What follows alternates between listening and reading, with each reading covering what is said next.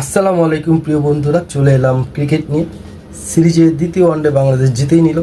সিরিজে 1-1 সমতা হয়েই গেল। সিরিজের last match, final match, vital একটা ম্যাচ চট্টগ্রামে। এখন আমি যে বিষয়টা নিয়ে কথা বলবো সেটা হলো যে বাংলাদেশের যে স্কোয়াডটা ছিল, 16 জনের যে স্কোয়াডটা ছিল, সেখান থেকে 4টা প্লেয়ারকে এখনও খেলানো হয়নি। এক, মুস্তাফিজুর রহমান, তানভীর ইসলাম, তানজিন হাসান, সাকিব এবং মাহিদুল ইসলাম অঙ্কনকে।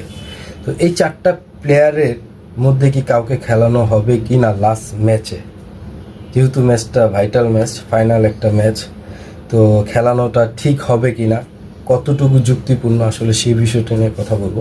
যে দেখেন, আমার মতে যেটা মনে হয় যে আমি দুটা ওয়ানডে দেখেছি, লাস্ট দুটা ওয়ানডেতে দেখেছি যে বলাররা খুব ভালো বল করেছে, ওদের পারফরমেন্স ছিল বেস্ট, ওরা এই ম্যাচটাকে এগিয়ে নিয়ে গেছে।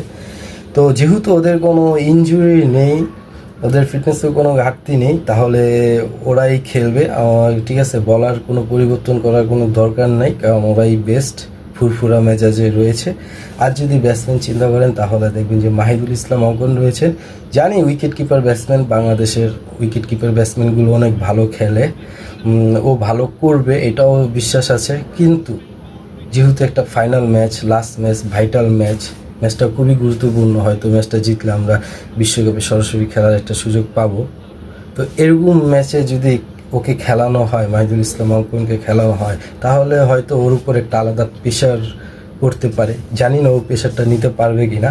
যেটা আমার মতে মনে হয় যে ওকে না খেলানোটাই ভালো। সিরিজের দ্বিতীয় ওয়ানডেতে যে একাদশটা ছিল সেই একাদশটা নিয়ে খেলাটাই বেটার, কারণ প্লেয়ার ফুরফুরা মেজাজে রয়েছে, জয় করছে। তো আমি মনে করি অপরিবর্তিত থাকাটাই ভালো। আর বাংলাদেশ টিমের জন্য সবসময় শুভকামনা। বাংলাদেশ টিম ইনশাল্লাহ সিরিজটা জিতবে। মতামত কমেন্ট করে জানাবেন। তো আল্লাহ হাফেজ, বাই বাই, টাটা, দেখা হবে পরবর্তী ভিডিওতে।